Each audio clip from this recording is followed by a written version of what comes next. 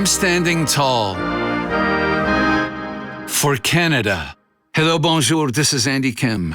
I am honored to be part of this beautiful country where people often find the impossible possible. We stand together and fight for each other, supporting Canadian businesses, buying Canadian products, protecting Canadian jobs. Shop as if your country depends on it. Keep your money in Canada for Canada. What up, Mike? Toronto. VK on the beat. Check. I'm in Toronto where you wanna get the city love. I'm from Toronto where you wanna get the city love. I'm in Toronto like we wanna get the city love. My city love me back for my city love. Welcome to episode 1683 of Toronto Mic'd. Proudly brought to you by Great Lakes Brewery, a fiercely independent craft brewery who believes in supporting communities, good times, and brewing amazing beer. Order online for free local home delivery in the GTA. Palma Pasta.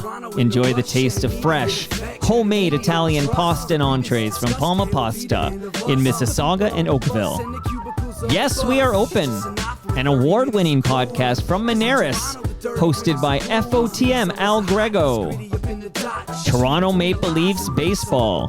Join me for the home opener on May 11th at Christie Pitts. FOTMs are collecting at 1:30 p.m. beyond the left field fence. RecycleMyElectronics.ca. Committing to our planet's future means properly recycling our electronics of the past.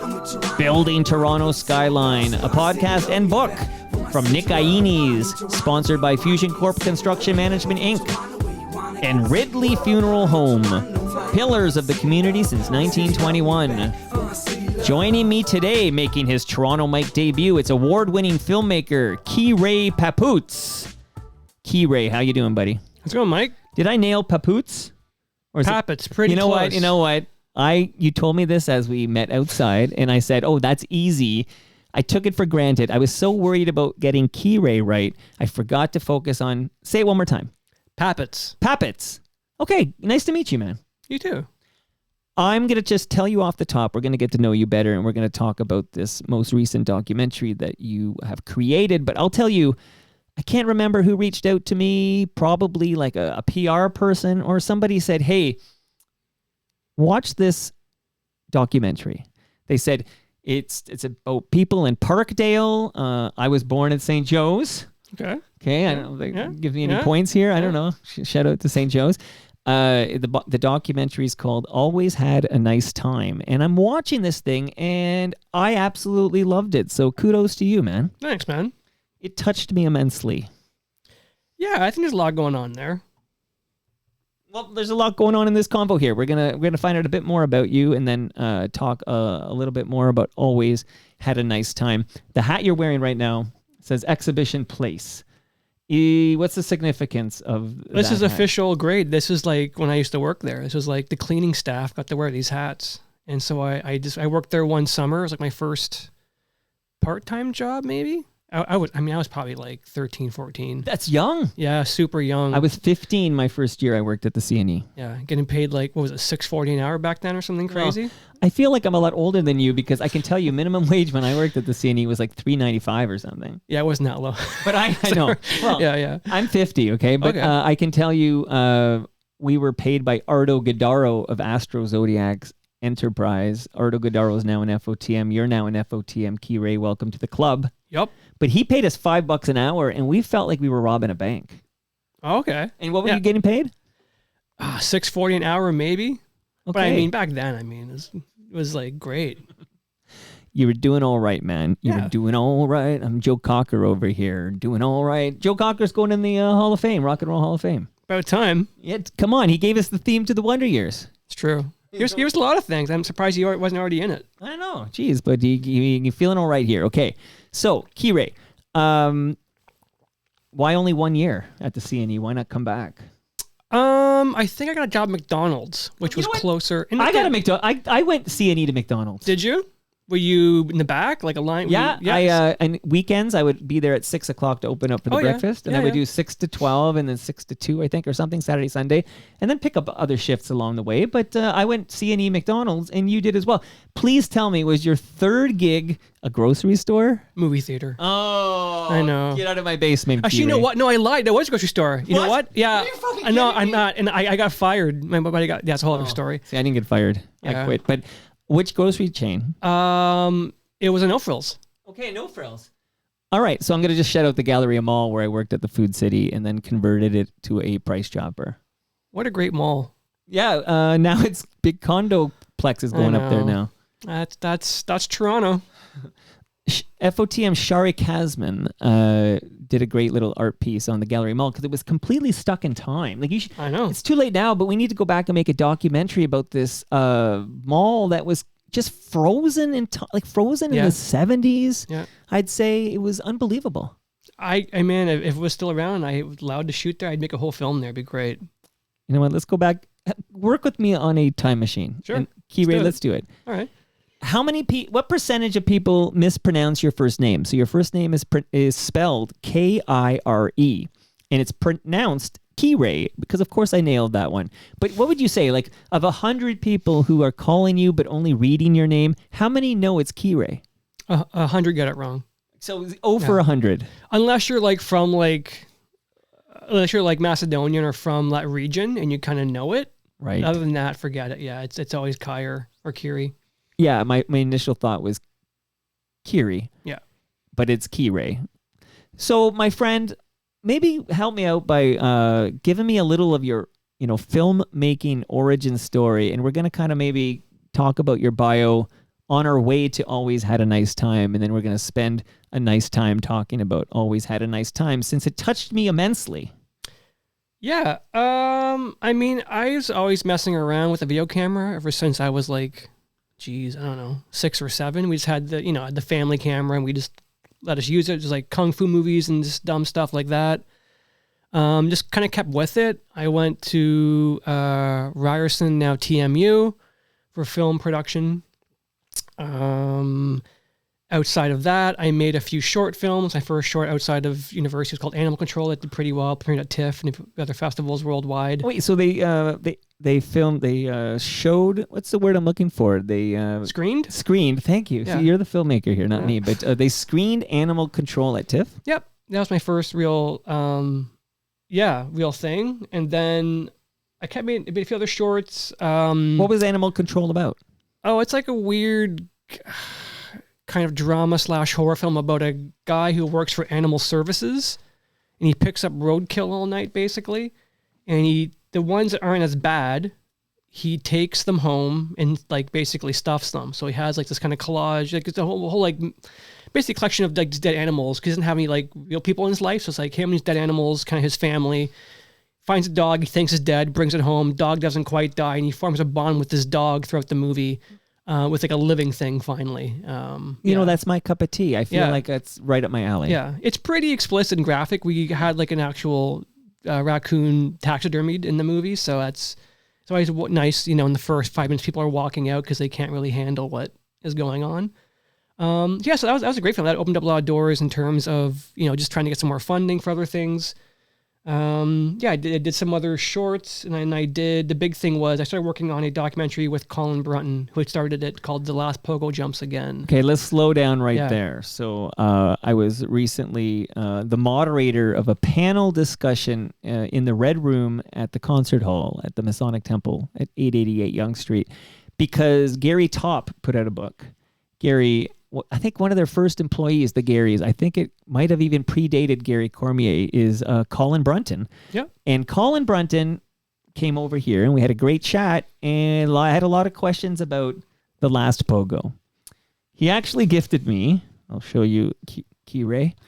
He gifted me a copy. I don't have any way to play this DVD right now, actually, but I just like having it on display in my studio. But he gave me a copy of The Last Pogo. But we also talked about...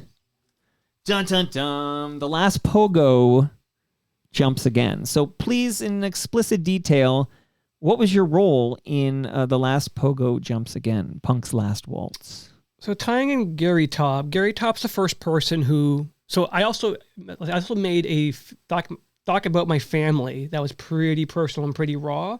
This was probably during the first year of university. Gary had seen it and liked it a lot and tried to help me get it out there. And that's my first introduction to Gary was through that. He was talking to me with Kire. He was talking to me, to me with Colin Brunton, because Colin had just started doing the last pogo jumps again. Gary's like, you should talk to this kid. He's knows what he's doing. He's eager. At that time, it was a bunch of like a bit of a punk resurgence happening in the city. So like there were a lot of bands were reforming, playing shows at the Horseshoe, etc.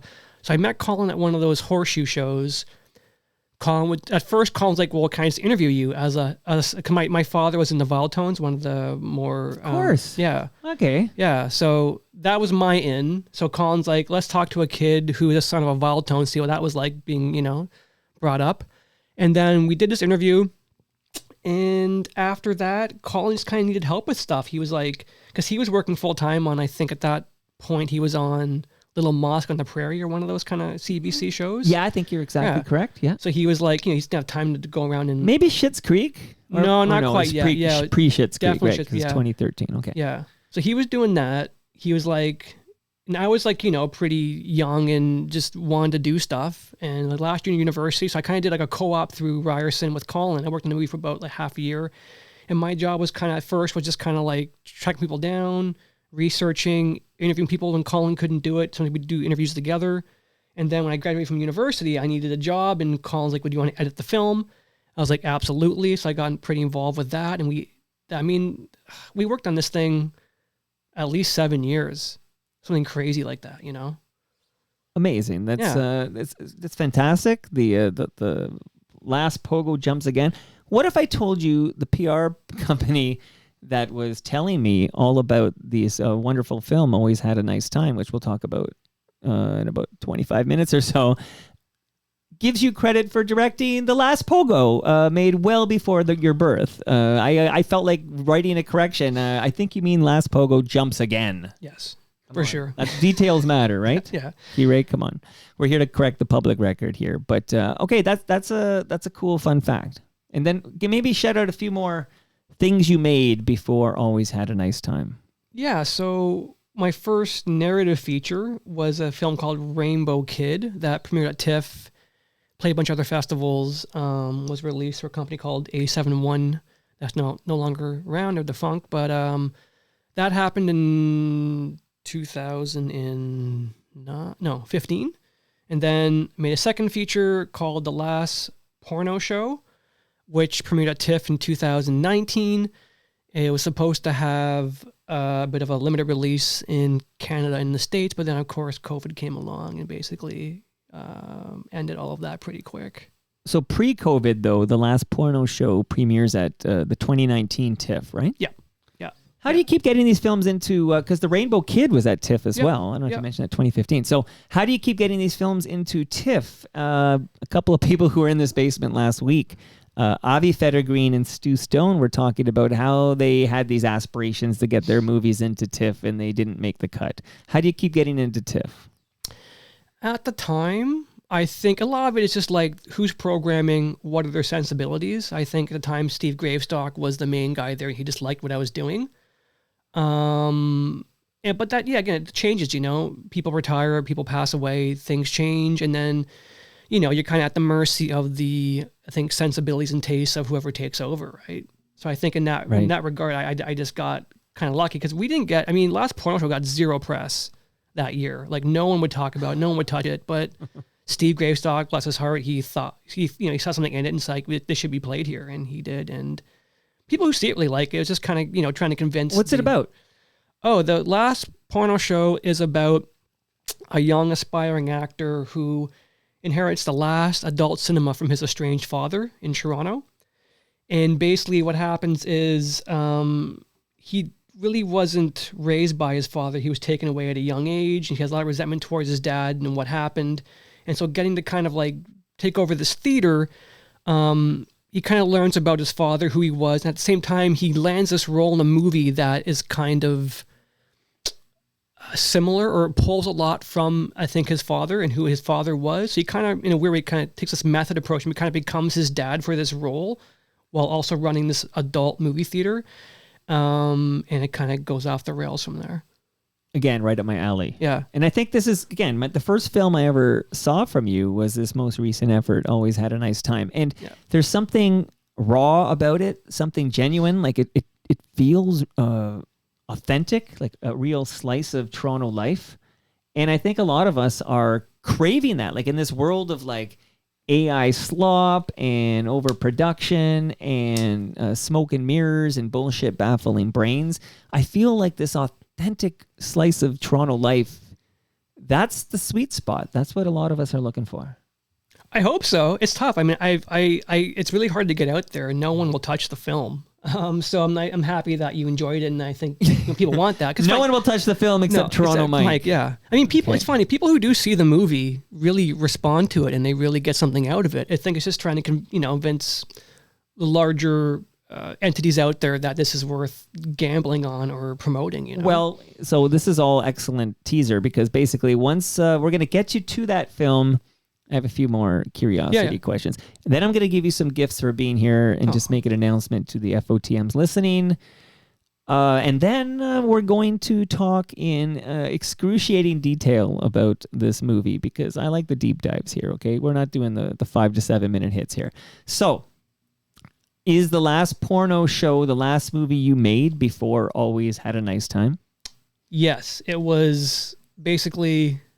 I'd finished it, played TIFF, played Torino, a few other places. Again, it was supposed to come out limited theatrical in the States and Canada. That all got ruined basically with COVID. And then I spent about a year figuring out what the hell am I going to do? Because like things were kind of uncertain movie-wise. A lot of producers weren't taking a lot of new material because they had things that they couldn't get made from previous, prior COVID. And I always just, wasn't getting any funding, wasn't getting any kind of traction or anything else I wanted to do. So I was like, well, what the hell can I do basically on my own with a camera? Right. And so that's how it started with Always Had a Nice Time. Did you play a role in the 2024 film Self-Driver? I did. I was a producer on that. How come you didn't mention it when I said... Well, it comes after. It comes after Always Had a Nice Time, I guess. Okay, yes. well, to me, this is a 2025 release. So fair I guess, enough. Yeah, so Self-Driver is written by Michael Piero, who is a good friend who I known since my film school days. Mike has also edited The Rainbow Kid, and he edited Last Porno Show. He's also a director. Before, he did a bunch of shorts, and he was like, hey, man, I want to do this really low-budget feature. Would you help me produce it? And I was like, absolutely. And so we set out to make that. That's a very Toronto movie, actually, Self-Driver. I love the Toronto stuff. So budget and funding in these words I hear tossed around. Again, full disclosure is I do produce a show for Avi Feder-Green called Unleashed. And he has guests on where they spend, basically they spend 60 minutes talking about the Canadian... I don't want to put words in his mouth, but essentially the system of filmmaking in this country is broken. And they talk about how difficult it is to secure funding and get some of the great exposure you got at these TIFF, at the Toronto International Film Festival, etc. How do you finance this film? Like when you make Always Had a Nice Time, which in moments we'll go into for great detail about, what is your budget for that and where does that budget come from? So in that particular case, because it was just me and a camera, it cost nothing. I borrowed a camera for some friends. They weren't using it. And it was like, I gave them like producer credits. So shout out to Silent Partner Pictures and Avir Productions, great friends of mine. They're like, take our camera for a bit. And so it literally was just me, just my time. So it's your blood, sweat, and tears. Exactly. And you borrow the gear. Borrowed the gear. But it can't cost nothing, right? So the only real cost came during post-production. So I edited the movie myself as well. So the money I did spend on it was like color correct, a sound mix, and basically music licensing and live score. So those were the only real costs for the movie. You know what? Welcome to my world, except I just skipped those costs. Okay, right? so so what is that approximately? What are we talking? Like 20 grand, 100 grand? What are we talking here? 60K, maybe to get it finished. So there you go. So not nothing though. Okay, but so this 60,000, I am just curious how the sausage gets made here. Like, you're not out of pocket the 60K, are you? No, maybe like 15. Okay. Yeah. Okay, so it's a significant piece of coin there. But where does the rest come from? You pass around a hat at parties? In this case, well, again, it was really hard to get funding for this doc. I figured it's, I've had 3 films that premiered at TIFF. I thought I'd get some money to make this very Toronto doc. I thought it was very interesting and raw, and like you said, right? But no one would touch it. I absolutely loved it. Like, I wouldn't even have had you on. I actually went back to the person. I watched the film. I shared the Top Secret link with, although Top Secret, I shared it with the VP of Sales. Listeners know who that is. He also loved it. And I basically went back and said, get me Kire in the basement. And I'm here. I want to talk about. And you're here. Yeah, and I'm here. So that's all I have to do. Just visualize it happen. That's right. Manifest, right? Manifest. That's all it's about. It's manifest destiny over here. Yeah. So you were saying, though, about that missing. So you're putting in 15. You still got to come up like 45 or something like that? Yeah. So I was lucky, out of all, Ontario Arts Council, there's 6 jury members who thought this film was worth investing in. And that was for post-production. So I basically had shot it, edited it myself. I sent them a cut to say, hey, I need money to finish this thing properly. And they awarded me $40K to finish it. And I was kind of surprised a bit by that. But also really happy that there is opportunity to get funding to make things that are really outside the norm. So it's not a commercially, like this film isn't going to be commercially successful. No, it's too raw. It's too gritty, too raw, right? Yeah, yes and no. It's tough. I feel like this would be perfect CBC material. It's very Canadian. It's very local. I can understand maybe why they don't want, but it's Canadian voices that no one is sharing or listening to, right? And that's key. Again, we're going to get into that, but yes, these are not the voices that are typically amplified in cinema. 100%. But that's always been, I think, that's one thing with my work is a lot of times my work does center around outsiders, people on the fringes. Those, who don't really have a voice in the arts. And this is kind of just a continuation of that. But just instead of narrative, it's just a documentary form. And I think that's why I found it so refreshing because I bike. I was on King Street yesterday. I was biking King Street yesterday. I bike these neighborhoods every single day of the year, basically. I know these streets and a lot of the characters, I'd say, on these streets. It's like you kind of bike by them and you see them and, oh, this is Toronto. And you don't ever explore or shine a light on these human beings that are coexist with us in this great city. Yeah. No, again, it's or if you do see something in this fashion, it's usually handled with like kid gloves, or it's not. I feel like it's not a real, genuine kind of raw approach. And yeah, for me, it's just like. I just wanted to talk to some interesting people. I think you're interesting. Let's have a conversation, see where this goes. I think the best word for it is these people are underrepresented. Oh, 100%. Yeah. But they should be. Again, I think, if CBC's mandate is to, really be there for all Canadian voices, then they should, be paying attention to things like this. So you're mentioning one public broadcaster, the CBC, but there's another public broadcaster that should be interested in this, and I'm thinking of TVO. Absolutely. Sure. Like it would fit right in. And now I'm going to segue over to another FOTM who makes documentary films that I also adore. And I think for similar reasons. And when I was watching yours, I was actually thinking about some of his movies I've enjoyed. Can I guess? Yeah. It's because he's a Canadian, right? He's, he lives in Toronto. Alan Zweig? Correct. Yeah. Good on you. So I was thinking of Alan. Yeah. And, Alan's been over a couple of times, and he came out to a TMLX event. In a moment, I'm going to tell everybody about TMLX 18. But Alan knows I enjoy his films, and I find your films remind me of his films, and I like yours as well. So obviously, this is a taste I have. Is Alan Zweig an inspiration for you as a filmmaker? Alan's made some great movies. I met Alan for the first time at TIFF. So he had his film Hurt, which is a fantastic doc that's never been released for, I think, some legal reasons, which is too bad because it's amazing. And I had The Rainbow Kid, and I met him just through that. TIFF did at parties, and we kind of just hit it off.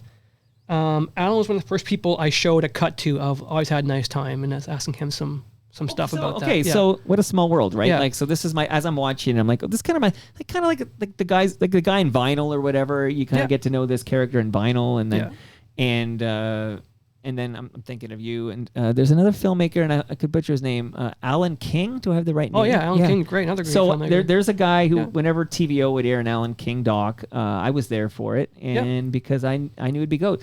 He made a doc about dying at Grace. Oh man, that movie is like, I mean, it's that was a 3.5 hours of watching people die of cancer slowly. It's like I couldn't look away, and I found it so compelling and and real. And then so this is the taste I have, which is why you're in the basement right now. But so those are some filmmakers, some Canadians that you'd see on TVO. So I feel like your film, Always Had a Nice Time, would be appropriate for a screening on TVO.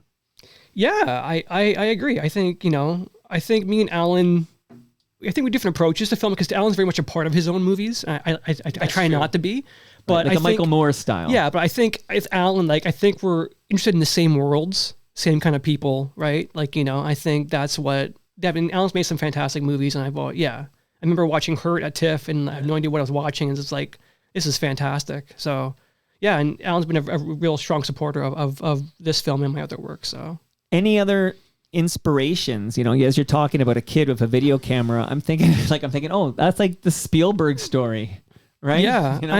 I mean, I think I was at the age, when Tarantino came out, I think when I was 11 or 12, that's who I wanted to be, right? It's mimicking Reservoir Dogs or Pulp Fiction.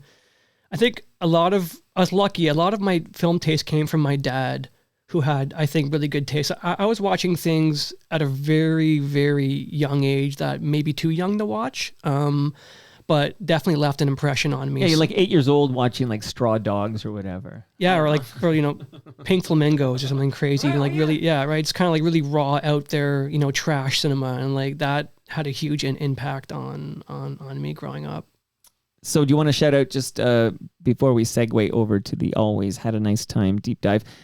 Any other filmmaker inspirations that kind of shaped Kire? So many. I mean, Tim Burton's early stuff was a huge influence on me. I would say someone. I mean, like Scorsese, like more like the heavy hitters. Well, you're naming the big ones, right? I mean, Scorsese, like, Tarantino, like hook it all to my veins. Yeah. Let's go. I mean, and Burton. I loved Pee-wee's Big Adventure. That's my favorite film. I rewatched it because I have two younger kids, and we just watched it together, and it's fucking great. Best movie ever, man. Okay. You can't top it. And we're going to cancel the deep dive on Always Had a Nice Time and talk about Pee-wee's Big Adventure. PG, Mr. Herman. So like the thing like that, or like Harmony Korine came out when I was pretty young, so like something like Gummo was a huge, just seeing that kind of cinema and being like, oh, okay, it's there's movies outside of just like, larger Hollywood system, right? That more kind of irreverent stuff, like outsider stuff. Yeah. Geez, now I'm going to let you know there is no basement at the Alamo, okay? Right. So, despite what you might have heard here.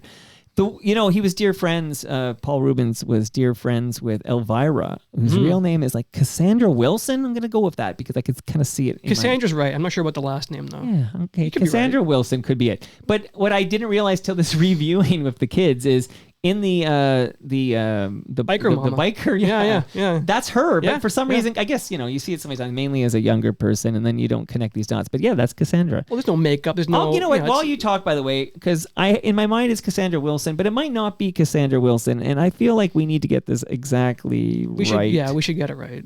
Okay, she deserves it. Yeah, it's Cassandra Peterson. Okay, so I don't know who Cassandra Wilson is, but Cassandra Peterson here.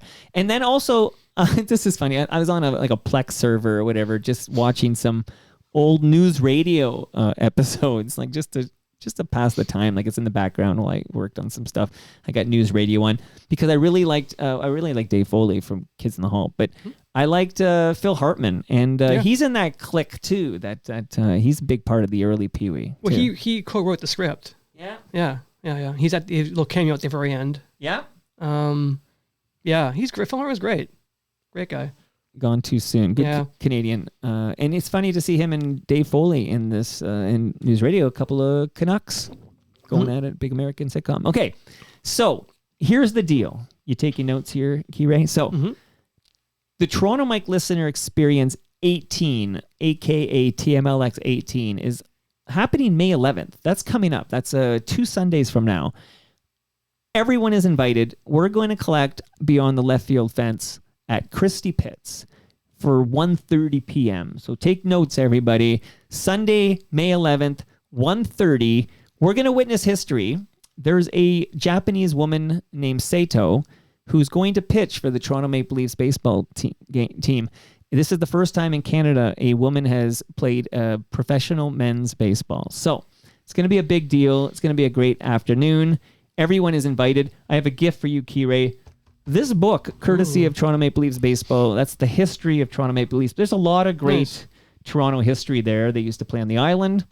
Babe Ruth hit his first professional home run there. Then they moved where that Tip Top Taylor condo building is there, Stadium Road. They had a wonderful stadium there, Maple Leaf Stadium. And now they're at Christie Pitts, and everybody's invited May 11th. Awesome. Pausing for applause, Kire. Okay, so also I'm going to give you fresh craft beer from our local brewery, Great Lakes Brewery. You'll love that. They brew that in Southern Etobicoke. I have in my freezer a large lasagna, courtesy of Palma Pasta. Palma Pasta will feed us at TMLX 19. That is at Great Lakes Brewery here in Southern Etobicoke on June 26th from 6 to 9. So again, remember, Christie Pitts on May 11 for 18. And then 19 is June 26 at Great Lakes Brewery. Get it, got it, good. You'll love the lasagna. I have a measuring tape from Ridley Funeral Home. Might be the last. I believe it to be the last Toronto funeral home where the owner and his family, or their family, lives on site. At the same... Okay. I don't think that exists. It's like 6 Feet Under style. I don't think it exists in Toronto, except at Ridley Funeral Home. There's a measuring tape for you. Beautiful. Measure what you wish. Right? Shout out to Nick Iones. His podcast is called Building Toronto Skyline. He also has a podcast called Building Success. We're recording a new episode on Friday. Don't miss it. Nick Iones is a great supporter of this podcast. We love Nick Iones. RecycleMyElectronics.ca. I can imagine as a filmmaker, you might have a room or a closet or a drawer or who knows, full of like old tech, old electronics that don't function. Is that possible? Absolutely. Or cables even, old cables that haven't worked since 1997 or something like that. That stuff doesn't go in the garbage because the chemicals end up in our landfill. That goes into, you go to your web browser, you go to recyclemyelectronics.ca, you put in your postal code and find out where you can drop it off to be properly recycled. You got it, Kire? Got it. Okay, and last but not least, I'll give you some new tech, so this stuff doesn't need to be recycled. But this is a wireless speaker. Ooh.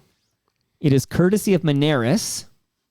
What are you going to do with that speaker? I'm going to give you a little info on what you can do with that speaker. You can subscribe and listen to Yes, We Are Open, which is an award-winning podcast from Moneris, hosted by Al Grego.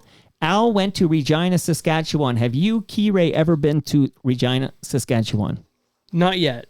Have you been to Saskatchewan? Not yet. So we have this in common, too. I have also not been to Saskatchewan one day. But Al went. I think it was his first visit out there. He visited Tracy Bosch, the owner of Zippity Zoom Toys in Regina, and Tracy shared her inspiring story of how she started the toy store in 2009, juggling a newborn and a new business. And she talked about the evolution of the store, her background in retail, and her passion for toys. So you'll be inspired by these small business owners who talk to Al, the cuddly one. Al's confirmed for TMLX 19. I just have to confirm he'll be at TMLX 18. And I believe you can get a hug with Al free of charge. Great. If you're interested. It's optional. All right. Now let's talk about Always Had a Nice Time. What you kind of alluded to this earlier when you talked about having some time during the pandemic, but what was the impetus for making a film about these underrepresented people in Parkdale? So again, yeah, I had finished this other movie, Last Porno Show, basically died during COVID. I was getting antsy and squirrely, wasn't getting any funding for anything else I wanted to do. So I could just keep waiting around and hope to get funding, sometime. I was like, well, I'll just go make something myself. I'd done something similar in the past around 2000 and, maybe 14. Mm-hmm. I did a short doc series on Gerrard Street East, where I grew up, like Little India, basically. Right. And so I did that. Bell Media played it. And it was like 2 seasons. It was like 12 short episodes of just different people and things, places, businesses in my neighborhood where I grew up. Right. And at first I was like, well, maybe I'll do something like that with Parkdale. I'll just do the Parkdale version of Gerard Treaties. I'll just do like 12 mini docs or 6 mini docs of people in businesses and kind of string it together and try to sell it. So I started out, I knew Jack, who lived down there already, and I knew Kingy. So there was 2 people I knew I wanted to at least talk to. And Jack, a gay man who feels he does not fit into the stereotypical queer community, and he's kind of working to strike out on with a movement of his own. Yeah, so Jack is an artist. He started a art movement called Spiritual Depressionism, which is like these huge kind of like more sculptured pieces that are great. But I had met Candy first, which we'll get to later, through, because maybe Candy's we close with Candy, maybe. Yeah, Candy's also fascinating. She is. She's amazing. Candy is in Last Porno Show, so that's how I got that connection. Went down there, and as I was filming stuff and meeting other people, I met like Ronnie and Phil just through Jack, or my friend Mike Dent, who lives down there, introduced some people. He helped me out with some stuff. So I was just kind of meeting people as I hung around. And so as you name drop, I'll just fill in a little crack. So Ronnie and Phil, these are like these 2 best friends. They're panhandlers, and they're suffering through alcoholism and poverty kind of together. Yeah. They're guys who just hang out on the street and they like have a good time and like to bring smiles to people's faces and raise a few bucks just to keep just keep going, right? And I met Grizz, who's living in an encampment at the corner of Dufferin and Queen. He's an artist as well. I remember walking by and he had all this art. It was a nice sunny day. I was like, it's like just so many crazy, like so many pieces. I was like, who is this? And talked to him for a bit and kind of formed relationships with him. And so, I met all these people pretty early on. I was just filming them. And then again, I was still thinking like, maybe it is like a short doc series. And then I was thinking, well, maybe it's not. Maybe I can find some common thread and make it a feature. And Alan Zweig, who I cut together like a small teaser kind of reel of just like some of the best things I was getting. And I was like, Alan, I was thinking of, do you think there should be a feature or a short doc series? And Alan's like, no, you should do a feature. And so he was also kind of like, thought that and encouraged that. And so I kind of pivoted from doing the short doc thing to now making it a full length feature film. Just so the listenership knows, I actually had zero idea Alan played any role at all in this project. So it's just interesting that I was always going to ask you about Alan just because your work reminded me of his. And but I had no idea he played such a significant role in how this came to be. Yeah, he was just Alan's always been very supportive and like for feedback, and so he encouraged me to keep going with stuff. And then again, he was kind of also on the side of make it a feature film, make it a 90-minute film about these people. And so that's kind of where I started. And once I realized it was a feature, I started cutting things together. I was cutting the film for like over a year. I was trying to find threads and how does this thing whole come together, because the people in the movie, like, they're pretty different. Yeah. So I was trying to find for me, it was the hard thing was kind of finding what's that kind of common factor in all these people's lives that I can look at. And so once I kind of realized it was more about people doing what makes them happy outside of I guess what we think of the, societal norms and what that looks like, I realized that was kind of the backbone of the film. And once I had that in place, I kind of just started putting it all together. And it took a while, but it's finally done. And just, because we're going to close with Candy, but a little more about, Grizz. So Grizz is the underhoused indigenous painter. Yep. So Grizz is someone, again, I just met him. He was just living in an encampment. He was just, for a guy living in an encampment, I remember he was how positive and how fun he was. And I was like, wow, I think I'd be a little more miserable in this situation. And he had a lot of heart. He talked about losing 2 of his daughters and his granddaughter, right? He was like dealing with grief, and he was kind of using, I think, a lot of his painting to deal with that and kind of, use it as almost like therapy, right? What I liked many things about this movie, but what I really liked is how you humanize these people that I think were kind of conditioned to walk by. Like, we just kind of we walk right by them, or in my case, I bike right by them. But like Ronnie and Phil, these are human beings. You completely humanize them, and we kind of hear their story. And then Grizz, you're talking about, and Jack, of course, and we'll close with Candy. But You mentioned King. Is it Kingy? Kingy Carpenter. Yeah. Kingy Carpenter. A little bit different, This is an iconic Queen Street West business woman who it's Peach Berserk, right? Is her long running brand, and she's still there as Queen West gentrifies. Yeah, and Kingy was great, and Kingy again was also like she's someone who is not necessarily like a normal person. Not that's anything wrong with that. Like I think when I say the word character, I think that's like the highest kind of what you can aspire to be a character. I think why be normal, So Kingy, yeah, I mean she's iconic in terms of Toronto fashion, what she's done with Peach Berserk and screen printing, but she also has like the largest collection of paint by numbers, at least in Canada. It's insane, like thousands. Wow. And I was like, that's not a normal thing to do. And I was interested, like, what drives someone to do this? And someone who's, she's, I think, in her 50s now, and someone who is still grinding it out. It's someone who's doing what she loves and not just kind of giving into what, people expect from a 50-year-old or 60-year-old woman. You know what I mean? So these people we meet, so Ronnie and Phil, Jack, Kingy, and Grizz, okay, all wonderful to learn more about these underrepresented people in our community living in Parkdale. But again, we heard a little bit moments ago of how you met Candy, but I think watch the film. Candy's the star of this show. Yeah, she's so memorable. There's so many moments.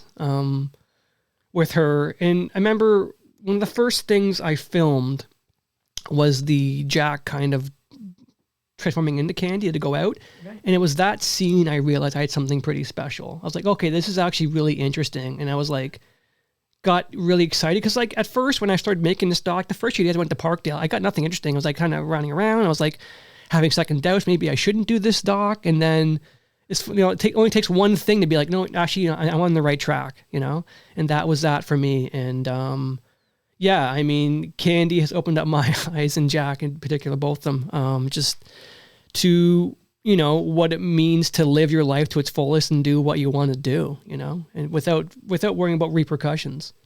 Well, for better or worse, and sadly in 2025, often it's for worse, but there's a lot of discourse and conversation about trans people, and sure. I feel like there's a great percentage of the populace who don't know a trans person. They don't understand trans people, especially in the United States, less so thankfully up here, but in the United States, we literally hear rhetoric from the president about the gender you're assigned at birth is what we want on the passports and the washroom you can use and all this bullshit, which just sickens me here. And then we meet Candy, who doesn't really fit like Candy is trans woman, and Candy's just like a superstar in waiting, like this wonderful personality, this wonderful woman, and we get to really explore Candy, what makes her tick, but she doesn't really fit into like the typical discourse or whatnot of what a trans person should be. And it to me, this was the heart of the movie, and it can truly a new appreciation and understanding. And I wish more, we'll talk before we say goodbye, we'll talk more about how do you get eyeballs on this and how do you get it in theaters when it's so real and raw and different. And I could see some people being, oh, Candy. And then there's a scene at the end I won't talk about, but maybe a little more, if you don't mind, about Candy and how she breaks the mold and how she helps people maybe understand better the underrepresented people in our community, like Candy. Yeah, the thing with Candy is like, Candy for me is one of the most interesting people I've ever met in my life. Yeah. But unfortunately, that terrifies a lot of people. Like Candy definitely, people told me they're terrified of Candy. And some of that could be transphobia. Some of it just could be also, I think, the idea of what Candy represents is someone who is not afraid to kind of do whatever they want to do and live life their way. I think so many people are stuck in their lives. Maybe they want to do things differently or afraid to kind of take a chance or, do certain things. And they see Candy, who's someone who's, all caution's thrown into the wind. And maybe that terrifies them too. Like someone who's like that free and liberating in some ways. You know what I mean? I mean, it's, yeah, for me, filming with Candy at first was kind of, for me, it pushed my limits and like, okay, am I actually going to film all this stuff, like what's going to happen. Then like, and it took me just a bit to be like, no, it's fine. Everybody here is consenting. Everybody here is having a great time. There's nothing out, it's fine. I'm not going to spoil anything No. except, I'll just say it's as raw as you can imagine, right? This is, there's, you know what scene I'm talking about. But, and it's almost like, I'm watching this. You almost feel like you're intruding. Like it's, should I be watching this? This is a very private moment. But like you said, these are consenting adults and you're showing an underrepresented community.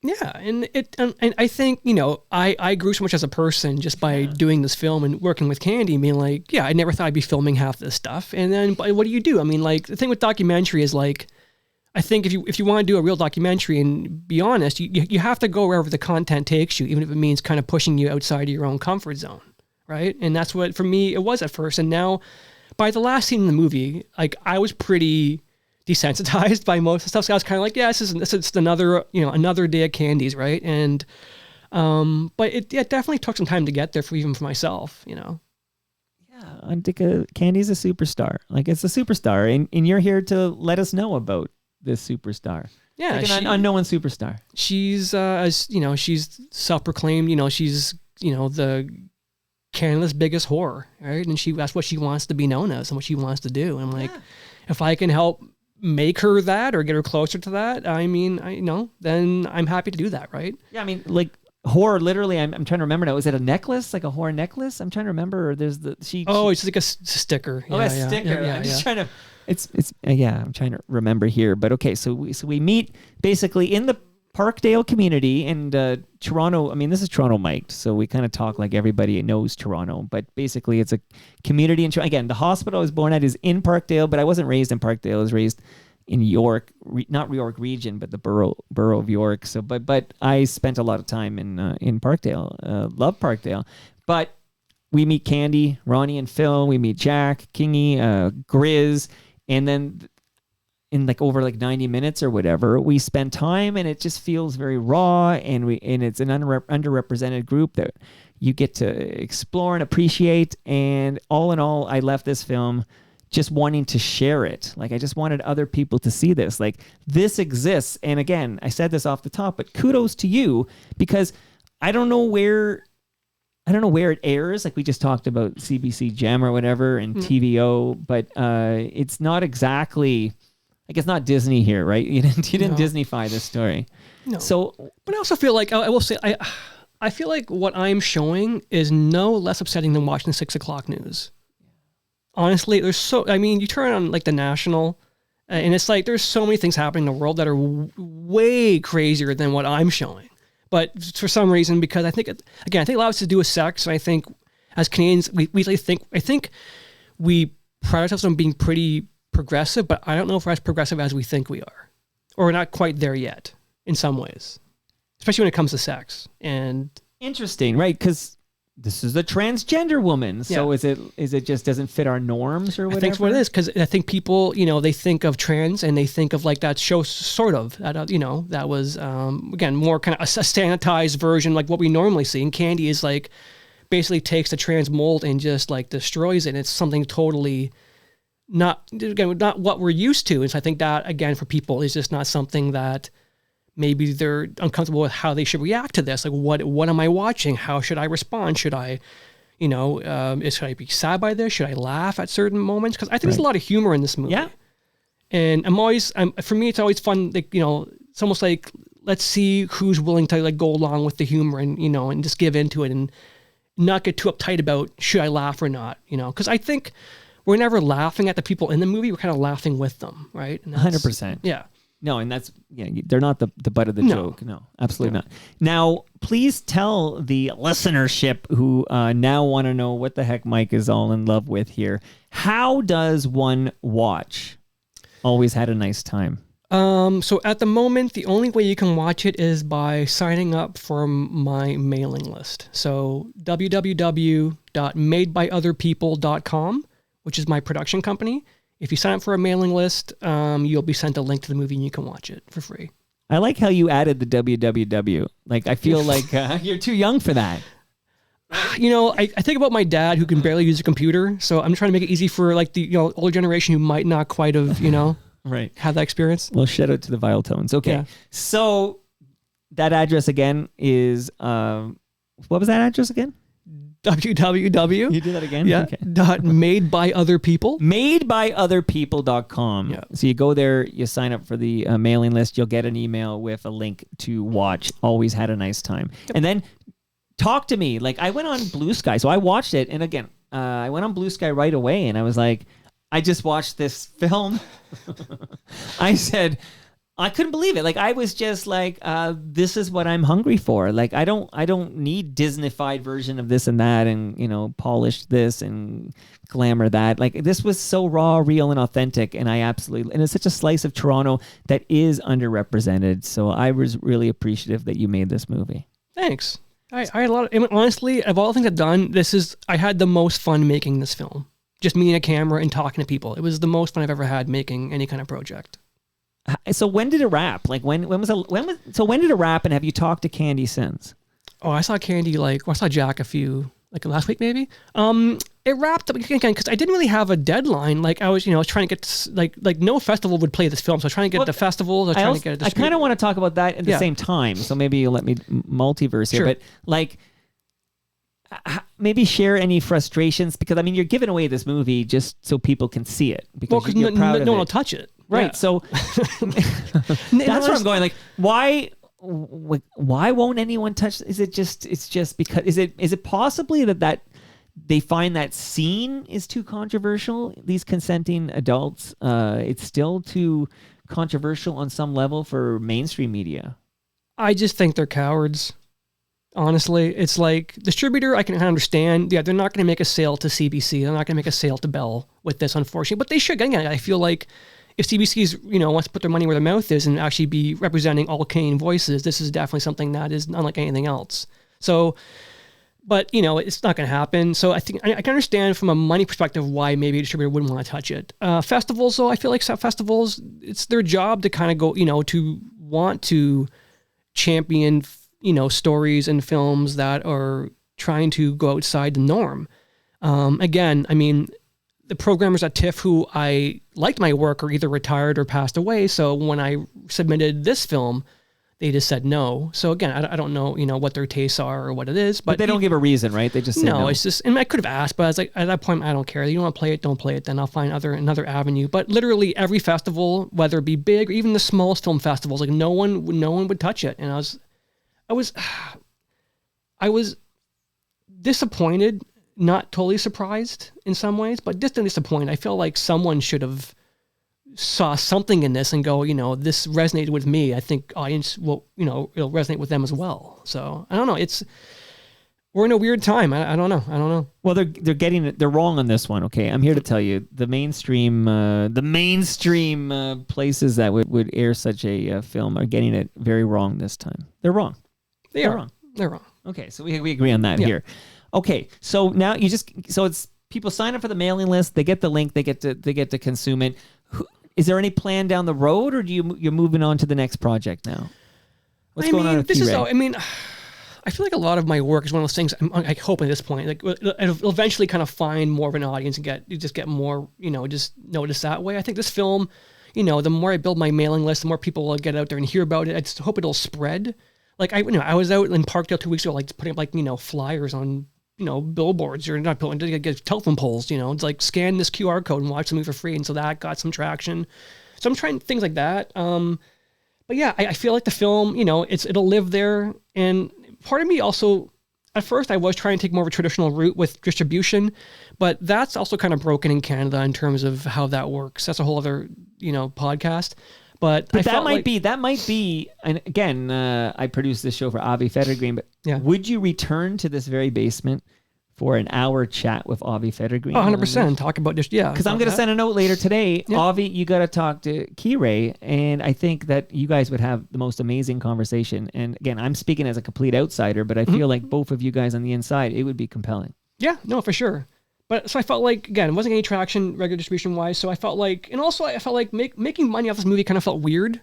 Those people's stories. So I felt like, well, you know what? it's more important that people just hear these people's stories. So I didn't really care about, and again, I didn't spend any money really. It was, it was not much for me. 15,000 is not nothing. It was, honestly, I had so much fun making it. It was worth every penny. So I was like, put it out for free. People can just watch it and spread, and just kind of get to know the community, get to know these people. And that for me was like enough. So I'm happy with kind of having it out there for free for everybody to watch and enjoy. And it can't hurt that, we're now having an hour conversation about this, and who knows who will hear it. Because I can tell you, when Steve Paikin hears this, he'll probably send a note to TVO and say, hey, let's get our shit together and get this thing going. Yeah, let's right? I feel like it would fit perfectly on TVO. I've seen movies similar to this, as raw as this on TVO. I agree. Let's make it happen. Pre-internet, I got to say, pre-internet. Well, yeah, I'll say pre-internet. A lot of these films that I'd see on like TVO docs, like they really helped shape me. Like this is like, these are not typical films you'd find here and there, but it was something real about it. Another film I want to just shout out now because it just crossed my mind, and I saw it at the Carlton Cinema. So this one I did see at an actual theater. But Crumb. Great movie. Fucking great, yeah, right? Yeah, another great character study for sure. Yeah. No, it's yeah. I'm just on the way out here. I'm just shouting out great docs, really. But I loved Crumb. It's I love it too. Right. Yeah, absolutely. And a great biopic. Shout out to Harvey Pekar and American Splendor. Geez, that was good too. Yeah. Goodness gracious, that's a biopic though. Okay, my friend. So can you give us a clue? What's next for you? Obviously, people are going to go to that website with the www, and they're going to sign up to get the link so they can watch this, and then they're going to let Mike at TorontoMike.com, Mike at TorontoMike.com, that's correct.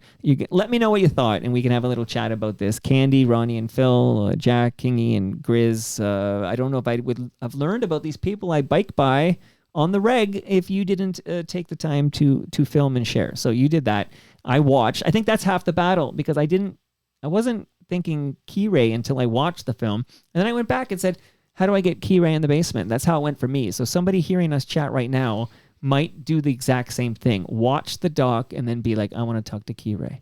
Absolutely. So can you give us a clue what's next? Yeah, so I'm in post-production right now with a new feature film. It's a fiction, so something I wrote. We shot it last June, and I'm in Hamilton now, so filmed it in Hamilton. It's called Junkie Run. Did you come here from Hamilton? Yeah. I didn't know that. Yeah. I almost feel guilty now. No, that's fine. Am I sending you home in rush hour? Absolutely. But you are. That's good. You will take the lasagna. I'll eat it on the way home. It's frozen. Yeah. You're going to break your teeth, man. You're going to break your teeth. Okay, Hamilton. I had a former CHFI, my most recent guest, came in from Niagara-on-the-Lake. Like, he drove from Niagara-on-the-Lake to be here. And I had a moment of like, oh, don't do that. But he really enjoyed his time, and he was glad to do it, and he did get the swag. You don't get that on every podcast. I'm just warning you right now, Kire. But you driving in from Hamilton, it's the same kind of deal. I shouldn't feel guilty because you get the lasagna, you get the beer, you get the speaker, and you got the book from Toronto Maple Leafs Baseball and the measuring tape. I shouldn't feel guilty. Don't feel guilty. Okay, did I interrupt you? You're still talking about... Junkie Run. Junkie Run. And what's that about? It's a chase film set in Hamilton. So, but is it a fictional? It's fiction. So it's a script I wrote. So think basically like something like Cannonball Run, or It's a Mad, Mad, Mad World. Yeah. But with characters from like a Bukowski novel. So it all takes place in kind of this dive bar in Hamilton. About they kind of get word one of their own came into a little bit of money, so they all try to find them first and take their money, and it's kind of like chaos ensues. Are there any cameos? Like, will I see a cameo with Tom Wilson from Junkhouse, for example? No, you will see. Not your style. I feel like that would be cool. Like to put some Easter egg cameos. You will see Mickey DeSantis at a bar, or something. And you will see Chris Houston from Forgotten Rebels. They're in it. Okay, yeah, that's a Hamilton. Yeah. Well, these. So, I did. So I typically sometimes I pick these up, just have something in my hand. These are drumsticks from Teenage Head. Gene Champagne gave these to me. We're using Disgusting in the film. It's in the another great Hamilton band. Dude, I love this. Kire, you're now in FOTM, and if I'm lucky, you'll be at TMLX 18 on May 11th at Christie Pitts, and even more importantly, you'll be at TMLX 19 June 26th at Great Lakes Brewery in Southern Etobicoke. I would love to see you there, but I'm just happy to meet you, man. Thanks, man. Great. I hope Zwag enjoyed this. He's listening right now. Zwag, hello. Zwag, he's sort of cryptic. Hi, Alan. He has a new thing out, and he doesn't really want to talk about it. Like what? His new film? Yeah, I like, oh, you got a new movie coming in. Like, I got a new thing out. Like, he's sort of like humble about it. Like, this thing, whatever. But have you seen the new movie? I haven't seen it. I know a bit about it, but I haven't seen it yet. I'm sure it'll be out this fall. Oh, I thought it was out now. Maybe. Okay, Oh, is it? Maybe it is. it's out I this don't fall. know. No, you know more than I do. But you know more than I do. Thanks for doing this. I'm gonna again without the W's. What is that URL again? Madebyotherpeople.com. Madebyotherpeople.com. Go there, sign up for the newsletter, get the link, watch Always Had a Nice Time, and let me know what you thought. And that brings us to the end of our 1683rd show. Go to torontomike.com. No W's required. Go to torontomike.com for all your Toronto Mike needs. Much love to all who made this possible. That's Great Lakes Brewery. They were over today to record a new episode of Between Two Fermenters, so that'll be dropping next Tuesday. Palma Pasta, they're going to feed us at TMLX 19. Moneris, remember to subscribe to Yes We Are Open. Toronto Maple Leafs Baseball. Welcome back, Toronto Maple Leafs Baseball. We'll be seeing you May 11th when Sato makes her first start for the Leafs. Speaking of Leafs, are you a hockey fan? No. Then I won't ask you what's going to happen tonight. Okay, I know what's going to happen tonight. I'm pretty sure. So you're saying get ready for Game 7 on Saturday night. Okay. Pretty much. RecycleMyElectronics.ca, Building Toronto Skyline and Ridley Funeral Home. See you all tomorrow. This is exciting. This is very, very exciting. The next two guests are musicians you'll be interested in hearing from. Brendan Canning, founder of Broken Social Scene, co-founder anyway, will be here in the basement tomorrow. Brendan Canning. And then Monday, the Informer himself, Snow, is visiting. Wow. Snow is going to be sitting down here. Can you imagine? You'll want to come back for that one. Really? See you all then.